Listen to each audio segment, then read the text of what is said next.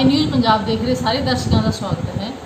Corona महामारी के चलदे दौरान प्राइवेट स्कूलों दी फीसां का मसला दिनों दिन चर्चा का विषय बनता जा रहा है। इस मसले की गलबात करने लई सिक्ख्या विकास मंच पंजाब के प्रधान जगजीत सिंह नाल अज असीं गलबात करांगे। तुहाडा स्वागत है जी। जिवें कि कोरोना महामारी के चलदे दौरान जिहड़ा फीसां का मसला मापिਆਂ ਵੱਲੋਂ जोर शोर नाल इसका विरोध किया जा रहा इस मसले का, जिस करके मापिਆਂ ते स्कूल के प्रबंधकों विचकार तनाव वाली स्थिति बनी हुई है। इस बारे तुहाडा की कहना है जी? कोरोना महामारी के दौरान जिहड़ा एक तनाव नवा पैदा होया प्राइवेट स्कूलों के विच मापिਆਂ दे ते प्रबंधकों के विचकार, ये अज नवा नहीं है, पहला कई सालों तो चलता आ रहा। जदों भी फीसां के सैसन के फीसां का आउंदा तां उदों ये एक मामला खड़ा होंदा है, पर कोरोना महामारी के माहौल दे विच ये मामला होर गंभीर बन गया, क्योंकि लोगों की आर्थिकता नूं बहुत वड्डी सੱਟ लगी है इस समय। तां इसलिए वो लोग सोचते हैं कि जदों असीं आर्थिक तौर पर साडा परिवारां दा ढांचा हिलिया, साडे बिजनस हिलिया, साडे होर कई तरह के जिहड़े असीं काम धंधे करदे सी हिलिया, तां बच्चे साडे घरां च ने, असीं फीस किस वास्ते किस आधार पर उन्हां नूं दईए। तां ये एक बहुत वड्डा जिहड़ा माहौल इस रूप च बनया कि मापे कहते सी फीसां भरनियां नहीं, प्रबंधक कहते सी फीसां बिना भराउणा नहीं।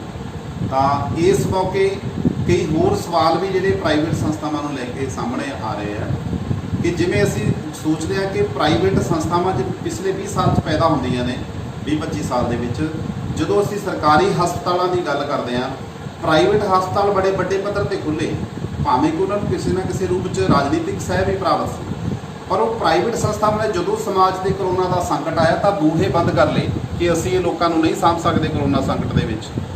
ते इस रूप दे विच इहदा मतलब वो सारे लोगों को संकट के विच जिहड़े नाल खड़े आ, सरकारी हस्पताल खड़े है, सरकारी हस्पतालों के विच काम करते मुलाजम खड़े आ, चाहे वो छोटिया तनख्वाहां ते काम करते सी।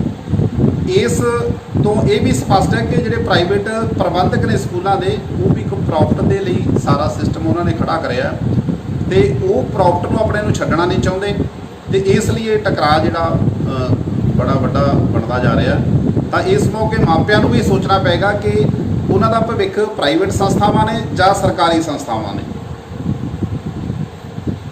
ਜਦੋਂ कि प्राइवेट स्कूल मनमर्जी नाल अपनी फीसां ਜਿਹੜੀਆਂ ਉਹ ਮਾਪਿਆਂ ਤੋਂ ਉਗਰਾ ਰਹੇ ਨੇ, ਲੈ ਰਹੇ ਨੇ, ਤਾਂ ਮਾਪਿਆਂ ਦਾ ਕੀ ਕਰ ਰਹੇ ਕਿ ਮਾਪਿਆਂ ਦਾ ਫਿਰ ਵੀ ਜਿਹੜੀ ਮਾਨਸਿਕਤਾ, ਉਹਨਾਂ ਦਾ ਵਿਚਾਰ ਨੇ ਕਿਉਂ ਨਹੀਂ ਬਦਲ ਰਹੇ ਕਿ ਉਹ ਉਹਨੂੰ प्राइवेट स्कूलों हटा के अपने बच्चे सरकारी स्कूलों में पाउण। लोगों की धारणा बनी है कि असी बच्चे का पढ़ाईए प्राइवेट स्कूलों च, पर नौकरी सानू सरकारी मिलनी चाहिए है। तो किते ना किते एक पिछले समय दे विच, लंबे समय दे विच एक जो पंजाब का माहौल खराब सी, तो उदों एक सरकारी एजुकेशन काफ़ी लैन तो लई, तो उस माहौल च प्राइवेट संस्थावां पैदा होंदियां ने, तो धड़ाधड़ वो संस्थावां उस माहौल का लाहा लैके खड़ियां होंदियां ने, तो उतों राजनीतिक एक जिहड़ा नज़रिया बनया कि प्राइवेट संस्थावां ही अगे समाज का भविख बन गया। तो उस माहौल दे विच काफ़ी उत्साहित लोगों को किया गया उस वाल तोड़न लई, चाहे प्राइवेट हस्पतालों वाल लेके गए, चाहे वो प्राइवेट जिहड़े स्कूलों वाल लोगों को लै गए। इस माहौल दे विच लोग जिहड़े मिठाइयां बनाउंदे सी, उन्होंने भी यूनीवर्सिटियां खोलियां, तो जिहड़ियां छोटे मोटे 2-2 कमरियां च सरकारी जिहड़ा प्राइवेट स्कूल चल रहे हैं, तो उस रूप च भी वो अपने आप को कहते कि असीं वधिया एजुकेशन दे रहे हैं। पर जदों अज एक बराबर साडे सामने है कि कोरोना के विच जो संकट आया, प्राइवेट संस्थावां अपना प्रॉफिट नहीं छड्ड रहीआं, प्राइवेट संस्थावां का नज़रिया साडे सामने है, तो मापिਆਂ ਨੂੰ किते ना किते मुड़ना पेगा, सोचना पेगा सरकारी जिहड़ियां संस्थावां मजबूत किवें। ਜਿਹੜੇ सरकारी स्कूल है कि तुसीं समझते हो कि भी वो बैटर एजुकेशन प्राइवेट स्कूलों के मुकाबले नहीं दे पा रहे? जिहड़ा एक भरम पैदा किया गया सरकार प्राइवेट संस्थावां ने कि असीं बहुत वधिया सिक्ख्या दे रहे हैं, वो एक दिखाया गया कि असीं स्मार्ट स्कूलों राही, असीं नवीं तकनीक राही सिक्ख्या दे रहे हैं। पर यह भी बहुत बड़ा सवाल है कि उत्थों पिछले 20 साल पढ़े बच्चे वो कित्थे गए हैं, किहड़ियां नौकरियां च गए हैं। वो गिणवे बच्चे सैट होए होणगे, बाकी बच्चे भी वो इत्थे साडे समाज के सामने ही ने कि छोटे मोटे कामां कारां च लगे ने, प्राइवेट स्कूलों में पढ़ के जां आईलैट्स करके वो बाहर गए ने। ये साडे जिहड़े सामने है सारा कुछ, ਪਰ ਲੋਕਾਂ ਨੂੰ ਜਿਹੜਾ ਇੱਕ ਭਰਮ ਪੈਦਾ ਕੀਤਾ ਕਿ ਉਹ ਟੁੱਟ ਰਿਹਾ। ਸਰਕਾਰੀ ਸਕੂਲਾਂ ਦੇ ਵਿੱਚ ਵੀ ਇਸ ਵਾਰ ਵੱਡੇ ਪੱਧਰ ਤੇ ਪ੍ਰਾਈਵੇਟ ਸਕੂਲਾਂ 'ਚੋਂ ਬੱਚੇ ਗਏ ਆ। ਇਹਦਾ ਮਤਲਬ ਲੋਕ ਕਿਤੇ ਨਾ ਕਿਤੇ ਸੋਚਣ ਲੱਗ ਗਿਆ ਕਿ ਇਹ ਪ੍ਰਾਈਵੇਟ ਸੰਸਥਾਵਾਂ ਜੋ ਇੱਕ ਦੁਕਾਨ ਦੀ ਤਰ੍ਹਾਂ ਚੱਲਦੀਆਂ ਨੇ, ਪ੍ਰੋਫਿਟ ਦੇ ਲਈ ਚੱਲਦੀਆਂ ਨੇ, ਇਹਨਾਂ ਦੇ ਸਮਾਜ ਦਾ ਜ਼ਿਆਦਾ ਜਿਹੜਾ ਭਵਿੱਖ ਨਹੀਂ ਸੰਵਾਰਨਾ। ਕੀ ਤੁਹਾਨੂੰ ਲੱਗਦਾ ਹੈ ਕਿ ਸਰਕਾਰੀ ਸਕੂਲ ਜਿਹੜੇ ਨੇ ਪ੍ਰਾਈਵੇਟ ਸਕੂਲਾਂ ਦੇ ਮੁਕਾਬਲੇ ਬਦਲਾ ਪ੍ਰਬੰਧ ਦੇ ਸਕਦੇ ਨੇ? ਇਹ 'ਚ ਤਾਂ ਕੋਈ ਸ਼ੱਕ ਨਹੀਂ ਕਿ ਪ੍ਰਾਈਵੇਟ ਸਕੂਲਾਂ ਦੇ ਮੁਕਾਬਲੇ ਸਰਕਾਰੀ ਸਕੂਲ ਆਪਣੀ ਸਮਰੱਥਾ ਰੱਖਦੇ ਨੇ ਬੱਚਿਆਂ ਨੂੰ ਵੀ ਵਧੀਆ ਐਜੂਕੇਸ਼ਨ ਦੇਣ ਦੀ। ਕਿਉਂਕਿ ਜਿਹੜਾ ਪ੍ਰਾਈਵੇਟ ਸਕੂਲ ਕਹਿੰਦੇ ਕਿ ਅਸੀਂ ਸਮਾਰਟ ਸਕੂਲ ਰਾਹੀਂ ਅਸੀਂ ਹੋਰ ਟੈਕਨੀਕਾਂ ਰਾਹੀਂ ਗਿਆਨ ਦੇ ਰਹੇ ਹਾਂ ਬੱਚਿਆਂ ਨੂੰ, ਉਹਨਾਂ ਦੀ ਪਰਸਨੈਲਿਟੀ ਡਿਵੈਲਪਮੈਂਟ ਕਰ ਰਹੇ ਹਾਂ, ਉਸ ਢਮਢਮਾ ਜਿਹੜਾ ਸਿਰਜ ਕੇ ਫੇਕ ਸਿਰਜ ਕੇ ਲੋਕਾਂ ਤੋਂ ਫੀਸਾਂ ਕਰਾਉਂਦੇ ਨੇ, ਤਾਂ ਉਹਦੇ ਪਹਿਲਾਂ ਸਰਕਾਰੀ ਸਕੂਲਾਂ ਦਾ ਹੁਣ ਸਾਹਮਣੇ ਹੈ ਕਿ ਜਿਹੜਾ ਉਸ ਸਕੂਲਾਂ ਦੇ ਮਾਹੌਲ ਨੇ ਵੀ ਜਿਹੜਾ ਇਹ ਸਾਬਤ ਕਰਤਾ ਕਿ ਉੱਥੇ ਵੀ ਉਸ ਤਰ੍ਹਾਂ ਦੀ ਟੈਕਨੀਕ, ਉਸ ਤਰ੍ਹਾਂ ਦਾ ਜਿਹੜਾ ਸਮਾਰਟ ਸਕੂਲਾਂ ਦੀ ਗੱਲ ਤੇ ਆਨਲਾਈਨ ਪੜ੍ਹਾਈ ਦੀ ਗੱਲ ਤੇ ਹਰ ਪੱਖ ਤੋਂ ਉਹਨਾਂ ਦਾ ਮੁਕਾਬਲਾ ਕਰਨ ਦੇ ਜਿਹੜੇ ਸਰਕਾਰੀ ਸਕੂਲ ਯੋਗ ਨੇ। ਤੇ ਜੇ ਉਹ ਕਹਿੰਦੇ ਨੇ ਕਿ ਅਸੀਂ ਅੰਗਰੇਜ਼ੀ ਮੀਡੀਅਮ ਸ਼ੁਰੂ ਕਰਤਾ, ਤਾਂ ਸਰਕਾਰੀ ਨੇ ਵੀ ਅੰਗਰੇਜ਼ੀ ਮੀਡੀਅਮ ਸ਼ੁਰੂ ਕਰ ਦਿੱਤਾ। ਸਰਕਾਰੀ ਸਕੂਲਾਂ 'ਚ ਵੀ ਪਹਿਲੀ ਤੋਂ ਅੰਗਰੇਜ਼ੀ ਸ਼ੁਰੂ ਹੋ ਗਈ ਹੈ। ਇੱਥੋਂ ਤੱਕ ਕਿ ਜਿਹੜੇ ਉਹ ਕਹਿੰਦੇ ਪਹਿਲਾਂ ਪ੍ਰਾਈਵੇਟ ਸਕੂਲ 3 ਸਾਲ ਦੇ ਬੱਚਾ ਲੈ ਜਾਂਦੇ ਸੀ, ਤੇ ਹੁਣ ਉਹ ਸਰਕਾਰੀ ਸਕੂਲਾਂ 'ਚ ਵੀ 3 ਸਾਲ ਦੇ ਬੱਚੇ ਦਾ ਦਾਖਲਾ ਸ਼ੁਰੂ ਹੋ ਗਿਆ।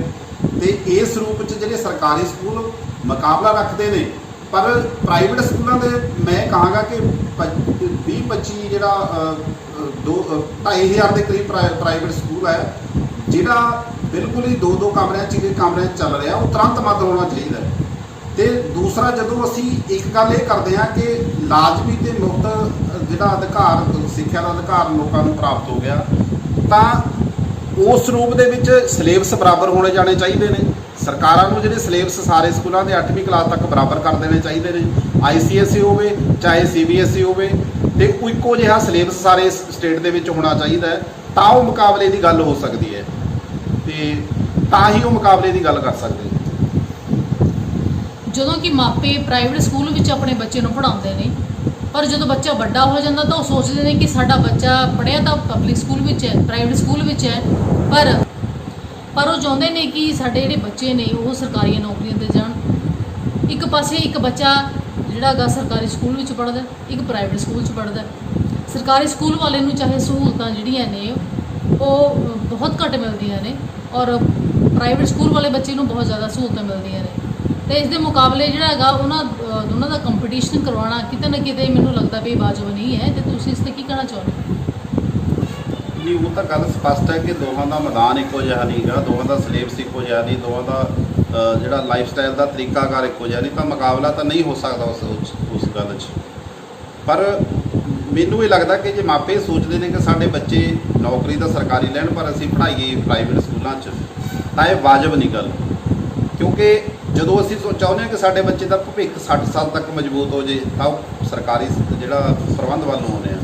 ਕਿਉਂਕਿ ਪ੍ਰਾਈਵੇਟ ਸੰਸਥਾਵਾਂ ਦੇ ਵਿੱਚ ਤਾਂ 2 ਮਹੀਨੇ ਲਾ ਕੇ 4 ਮਹੀਨੇ ਲਾ ਕੇ ਜਿਹੜੀਆਂ ਸੰਸਥਾਵਾਂ ਕੱਢ ਵੀ ਦਿੰਦੀਆਂ ਨੇ, ਤੇ ਜਦੋਂ ਉਸ ਸਿਸਟਮ 'ਤੇ ਭਵਿੱਖ ਲਈ ਭਰੋਸਾ ਹੀ ਨਹੀਂ, ਉਸ ਸਿਸਟਮ ਨੂੰ ਫਿਰ ਮਜ਼ਬੂਤ ਕਰਨ ਦਾ ਆਧਾਰ ਕੀ ਬਣਦਾ ਮਾਪਿਆਂ ਦਾ? ਜਦੋਂ ਉਹ ਸਿਸਟਮ ਉਹਨਾਂ ਦੇ ਬੱਚਿਆਂ ਦਾ ਭਵਿੱਖ ਮਜ਼ਬੂਤ ਨਹੀਂ ਕਰ ਸਕਦਾ, ਭਵਿੱਖ ਸੁਰੱਖਿਅਤ ਨਹੀਂ ਕਰ ਸਕਦਾ, ਤਾਂ ਮਾਪੇ ਉਹ ਫੀਸਾਂ ਦੇ ਕੇ ਉਹਨੂੰ ਮਜ਼ਬੂਤ ਕਿਉਂ ਕਰ ਰਹੇ ਨੇ? ਤਾਂ ਉਹਦੇ ਪਹਿਲਾਂ ਫਿਰ ਸਰਕਾਰੀ ਸਕੂਲਾਂ ਦੇ ਵਿੱਚ ਬੱਚੇ ਪਾ ਕੇ ਜਿੰਨਾ ਧਿਆਨ ਪ੍ਰਾਈਵੇਟ ਸਕੂਲਾਂ ਵੱਲ ਦਿੱਤਾ ਜਾਂਦਾ, ਤਾਂ ਸਰਕਾਰੀ ਸਕੂਲ ਦੇ ਵਿੱਚ ਬੱਚਾ ਪਾ ਕੇ ਉੱਥੇ ਕਿਉਂ ਨਹੀਂ ਉਹਨਾਂ ਧਿਆਨ ਦਿੱਤਾ ਜਾਂਦਾ ਮਾਪਿਆਂ ਵੱਲੋਂ? ਤੇ ਆਉਣ ਵਾਲੇ ਸਮੇਂ ਦੇ ਵਿੱਚ ਜਦੋਂ ਅਸੀਂ ਕਰੋਨਾ ਦੇ ਮਾਹੌਲ ਦੀ ਗੱਲ ਕਰਦੇ ਹਾਂ, ਤਾਂ ਸਾਡੇ ਸਾਹਮਣੇ ਹੈ ਕਿ ਇਹ ਕਿਤੇ ਨਾ ਕਿਤੇ ਸਾਨੂੰ ਜਿਹੜਾ ਪ੍ਰਾਈਵੇਟ ਸੰਸਥਾਵਾਂ ਤੋਂ ਮੁੜਨਾ ਪਏਗਾ। ਪ੍ਰਾਈਵੇਟ ਸੰਸਥਾਵਾਂ ਲਾਲਚ 'ਤੇ ਖੜੀਆਂ ਨੇ, ਪ੍ਰੋਫਿਟ 'ਤੇ ਖੜੀਆਂ ਨੇ, ਉਹਨਾਂ ਨੇ ਸਮਾਜ ਤੋਂ ਪ੍ਰੋਫਿਟ ਲੈਣਾ। ਤੇ ਦੂਸਰੇ ਪਾਸੇ ਜਿਹੜੀ ਸਮਾਜ ਦੀ ਬਣਤਰ ਬਣਦੀ ਜਾ ਰਹੀ ਹੈ, ਸਮਾਜ 'ਤੇ ਜਿਹੜਾ ਪ੍ਰੈਸ਼ਰ ਬਣਦਾ ਜਾ ਰਿਹਾ ਹੈ। ਜੇ ਪੰਜਾਬ ਦਾ ਖੇਤੀਬਾੜੀ ਆਧਾਰ ਅਸੀਂ ਦੇਖਦੇ ਹਾਂ, ਪੰਜਾਬ 'ਚ ਛੋਟੇ ਛੋਟੇ ਟੁਕੜੇ ਵਾਲੇ ਜਿਹੜੇ ਜ਼ਮੀਨ ਦੇ ਟੁਕੜੇ ਵਾਲੇ ਕਿਸਾਨ 75-80% ਹੋ ਗਏ ਆ, ਤਾਂ ਜਦੋਂ 2 ਏਕੜ ਵਾਲੇ ਕਿਸਾਨਾਂ ਦੀ ਗਿਣਤੀ ਵੱਧ ਗਈ ਹੈ, ਉਸ ਮਾਹੌਲ 'ਚ ਉਹ ਫੀਸਾਂ ਜਿਹੜੀ ਸਾਲ ਬਾਅਦ ਦਾ ਹਿਸਾਬ ਕਰਦੇ ਨੇ, ਕਿੰਨਾ ਚਿਰ ਉਹ ਇਸ ਪ੍ਰੈਸ਼ਰ 'ਚ ਰਹਿਣਗੇ? ਤਾਂ ਮੈਨੂੰ ਇਹ ਲੱਗਦਾ ਕਿ ਪ੍ਰਾਈਵੇਟ ਸੰਸਥਾਵਾਂ ਨੇ ਵਧੀਆ ਸਿੱਖਿਆ ਦੇ ਨਾਂ 'ਤੇ ਲੋਕਾਂ ਨੂੰ ਲੁੱਟਿਆ, ਪ੍ਰਾਈਵੇਟ ਹਸਪਤਾਲਾਂ ਨੇ ਵਧੀਆ ਇਲਾਜ ਦੇ ਨਾਂ 'ਤੇ ਲੋਕਾਂ ਨੂੰ ਲੁੱਟਿਆ। ਜੇ ਪੰਜਾਬ ਦੇ ਲੋਕਾਂ ਸਿਰ ਜਿਹੜਾ ਕਰਜ਼ਾ ਚੜ੍ਹਿਆ, ਉਹ 'ਚ ਇੱਕ ਬਹੁਤ ਵੱਡਾ ਕਾਰਨ ਇਹ ਹੈ ਕਿ ਜਿਹੜਾ ਲੋਕਾਂ ਨੂੰ ਇਹ ਵਹਿਮ ਪੈਦਾ ਕਰਕੇ ਇਲਾਜ ਦੇ ਨਾਂ 'ਤੇ, ਸਿੱਖਿਆ ਦੇ ਨਾਂ 'ਤੇ ਜਿਹੜਾ ਪੈਸਾ ਵਸੂਲਿਆ ਗਿਆ, ਉਹ ਕਰਜ਼ੇ ਦਾ ਇੱਕ ਬਹੁਤ ਵੱਡਾ ਕਾਰਨ ਹੈ। ਇਸ ਲਈ ਲੋਕਾਂ ਨੂੰ ਮੁੜਨਾ ਪਏਗਾ ਕਿ ਉਹਨਾਂ ਦਾ ਭਵਿੱਖ ਸਰਕਾਰੀ ਸੰਸਥਾਵਾਂ ਨੂੰ ਮਜ਼ਬੂਤ ਕਰਨ ਵਿੱਚ ਹੈ। ਜਦੋਂ ਅੱਜ ਕਰੋਨਾ ਮਹਾਮਾਰੀ ਵਰਗਾ ਸੰਕਟ ਸਮਾਜ 'ਤੇ ਆਇਆ, ਸਾਰਾ ਸਿਸਟਮ ਲੜਖੜਾ ਗਿਆ, ਤਾਂ ਉਦੋਂ ਜਿਹੜਾ ਸਰਕਾਰੀ ਜਿੰਨੀਆਂ ਕੁ ਸੰਸਥਾਵਾਂ ਜਿਹੋ ਜਿਹਾ ਸਾਡੇ ਕੋਲ ਸਰਕਾਰੀ ਹਸਪਤਾਲਾਂ ਦਾ ਢਾਂਚਾ ਸੀ ਉਹ ਲੋਕਾਂ ਲਈ ਖੜਿਆ, ਪਰ ਪ੍ਰਾਈਵੇਟ ਜੋ ਢਾਂਚਾ ਖੜਾ ਹੋਇਆ ਉਹ ਪ੍ਰੋਫਿਟ ਦੇ ਆਧਾਰਿਤ ਹੈ। ਉਹਦਾ ਮੁੱਖ ਜਿਹੜਾ ਉਦੇਸ਼ ਹੈ ਪ੍ਰੋਫਿਟ ਹੈ। ਤੇ ਇਸ ਦਾ ਜਦੋਂ ਅਸੀਂ ਇਹ ਸਾਡੇ ਸਾਹਮਣੇ ਤਸਵੀਰ ਹੈ ਤਾਂ ਸਾਨੂੰ ਸਰਕਾਰੀ ਸੰਸਥਾਵਾਂ ਨੂੰ ਮਜ਼ਬੂਤ ਕਰਨ ਦੀ ਲੜਾਈ ਲੜਨੀ ਚਾਹੀਦੀ ਹੈ, ਲੜਨੀ ਪਏਗੀ ਤੇ ਲੋਕਾਂ ਨੂੰ ਇਸ ਵੱਲ ਹੀ ਮੁੜਨਾ ਪਏਗਾ। ਇਹਦੇ ਵਿੱਚ ਹੀ ਉਹਨਾਂ ਦਾ ਭਵਿੱਖ ਹੈ ਤੇ ਇਹਦੇ ਨਾਲ ਹੀ ਸਾਡੀਆਂ ਸਰਕਾਰਾਂ ਨੂੰ ਵੀ ਇਹ ਧਿਆਨ ਰੱਖਣਾ ਪਏਗਾ ਕਿ ਜਦੋਂ ਪਿਛਲੇ ਸਮੇਂ ਦੇ ਵਿੱਚ ਅਸੀਂ ਲੋਕ ਜਦੋਂ ਸਵਾਲ ਖੜੇ ਕਰਦੇ ਆ ਸਰਕਾਰੀ ਸਿੱਖਿਆ ਦੇ ਉੱਤੇ ਕਿ ਜਦੋਂ 4-4 ਸਾਲ ਭਰਤੀ ਨਹੀਂ ਹੋਣੀ, ਕਈ ਸਕੂਲ ਸਿੱਖਿਆ ਤੋਂ ਜਿਹੜੇ ਅਧਿਆਪਕਾਂ ਤੋਂ ਵਿਹੂਣੇ ਰਹਿੰਦੇ ਆ, ਤਾਂ ਉਹ ਜਿਹੇ ਕੁਝ ਸਕੂਲ ਜਦੋਂ ਲੋਕਾਂ ਦੇ ਲਈ ਇੱਕ ਸਵਾਲ ਖੜਾ ਕਰ ਦਿੰਦੇ ਨੇ ਸਾਰੀ ਸਰਕਾਰੀ ਸਿੱਖਿਆ ਦੇ ਲਈ, ਤਾਂ ਇਸ ਵੱਲ ਸਰਕਾਰਾਂ ਨੂੰ ਧਿਆਨ ਦੇਣਾ ਪਏਗਾ ਕਿ ਜਿਹੜੀ ਭਰਤੀ ਹੈ ਜਿੱਥੇ ਵੀ ਲੋੜ ਆ ਉਹ ਤੁਰੰਤ ਹੋਣੀ ਚਾਹੀਦੀ ਹੈ, ਤਾਂ ਕਿ ਉਹ ਸਕੂਲ ਦਾ ਕੋਈ ਵੀ ਜਿਹੜਾ ਕਿਸੇ ਵੀ ਰੂਪ 'ਚ ਜਿਹੜਾ ਬੱਚਿਆਂ ਦਾ ਨੁਕਸਾਨ ਨਹੀਂ ਹੋਣਾ ਚਾਹੀਦਾ। ਜਦੋਂ ਅੱਜ ਅਸੀਂ ਲਾਜ਼ਮੀ ਤੇ ਮੁਫਤ ਸਿੱਖਿਆ ਦੀ ਗੱਲ ਕਰਦੇ ਹਾਂ ਤਾਂ ਉਸ ਨੂੰ ਪੂਰੀ ਤਰ੍ਹਾਂ ਲਾਗੂ ਕਰਕੇ ਇੱਕ ਬਰਾਬਰ ਦੀ ਸਾਰੇ ਲੋਕਾਂ ਲਈ ਜਿਹੜੀ ਐਲੀਮੈਂਟਰੀ ਸਿੱਖਿਆ ਉਹ ਬਰਾਬਰ ਦੀ ਹੋਣੀ ਚਾਹੀਦੀ ਹੈ, ਉਹ ਸਿਲੇਬਸਾਂ ਦੀ ਵੀ ਸਾਰੇ ਢਾਂਚੇ ਦੇ ਵਿੱਚ ਬਰਾਬਰਤਾ ਹੋਣੀ ਚਾਹੀਦੀ ਹੈ। ਜਦੋਂ ਕਿ ਪ੍ਰਾਈਵੇਟ ਸਕੂਲ ਨੇ ਜਿਹੜੇ ਮਾਪੇ ਕੋਲੋਂ ਮਹਿੰਗੀ ਫੀਸਾਂ ਉਗਰਾ ਰਹੇ ਨੇ ਤੇ ਮਾਪਿਆਂ ਨੂੰ ਵੀ ਲੱਗਦਾ ਕਿ ਉਹਨਾਂ ਦੀਆਂ ਜੇਬਾਂ ਜਿਹੜੇ ਖਾਲੀ ਹੋ ਰਹੀਆਂ ਨੇ, ਤਾਂ ਕਿਤੇ ਨਾ ਕਿਤੇ ਮਾਪਿਆਂ ਨੂੰ ਤਾਂ ਸੋਚਣਾ ਤਾਂ ਪਏਗਾ। ਤਾਂ ਇਸ ਸੰਬੰਧੀ ਤੁਸੀਂ ਕੀ ਕਹਿਣਾ ਚਾਹੁੰਦੇ ਹੋ? ਸਾਰੇ ਸਮਾਜ ਨੂੰ ਸੋਚਣਾ ਪਏਗਾ। ਜਦੋਂ ਅਸੀਂ ਪੰਜਾਬ ਦੇ ਵਿੱਚ ਗੱਲ ਕਰਦੇ ਹਾਂ, ਇੱਕ ਜ਼ਮਾਨੇ 'ਚ ਸਾਰੇ ਪਿੰਡ ਦੇ ਵਿੱਚ ਇੱਕ ਸਕੂਲ 'ਚ ਹੁੰਦੇ ਸੀ ਸਰਕਾਰੀ ਸਕੂਲ। ਸਾਡੇ ਪਿੰਡਾਂ ਦੇ ਬਜ਼ੁਰਗਾਂ ਨੇ ਖੜੇ ਕਰੇ ਕਿ ਸਾਡੀਆਂ ਆਉਣ ਵਾਲੀਆਂ ਪੀੜ੍ਹੀਆਂ ਇੱਥੇ ਪੜ੍ਹਨਗੀਆਂ। ਉਹਨਾਂ ਨੇ ਆਪ ਰਲ ਕੇ ਬਿਲਡਿੰਗਾਂ ਬਣਾਈਆਂ, ਪਿੰਡ ਉਹ ਸਕੂਲਾਂ ਲਈ ਗਰਾਊਂਡ ਦਿੱਤੇ, ਤਾਂ ਉਹਨਾਂ ਦਾ ਇਹ ਸੁਪਨਾ ਸੀ ਕਿ ਸਾਰਾ ਪਿੰਡ ਇੱਥੇ, ਸਾਰੇ ਪਿੰਡ ਦਾ ਭਵਿੱਖ ਇੱਥੇ ਸਿਮਰੇਗਾ। ਪਰ ਕੁਝ ਸਮੇਂ ਬਾਅਦ ਉੱਥੋਂ ਜਿਹੜੇ ਠੀਕ ਠਾਕ ਪਰਿਵਾਰ ਸੀ ਜਿਹੜੇ ਨਿਕਲੇ, ਜਿਨ੍ਹਾਂ ਦਾ ਅਸਰ ਰਸੂਖ ਸੀ ਰਾਜਨੀਤੀ ਵਿੱਚ, ਆਰਥਿਕਤਾ ਦੇ ਵਿੱਚ, ਤੇ ਉਹ ਸਾਰੇ ਪ੍ਰਾਈਵੇਟ ਵੱਲ ਖਿੱਚੇ ਗਏ। ਤਾਂ ਜਦੋਂ ਅਸੀਂ ਇਸ ਧਰਤੀ ਦੇ ਸਰਬੱਤ ਦੇ ਭਲੇ ਦੀ ਗੱਲ ਕਰਦੇ ਹਾਂ ਕਿ ਜਿਹੜਾ ਵਿਕਾਸ ਆ ਉਹ ਜੇ ਸਭ ਦਾ ਬਰਾਬਰ ਹੋਏਗਾ ਤਾਂ ਚੰਗਾ ਸਮਾਜ ਬਣੇਗਾ, ਤੰਦਰੁਸਤ ਸਮਾਜ ਬਣੇਗਾ।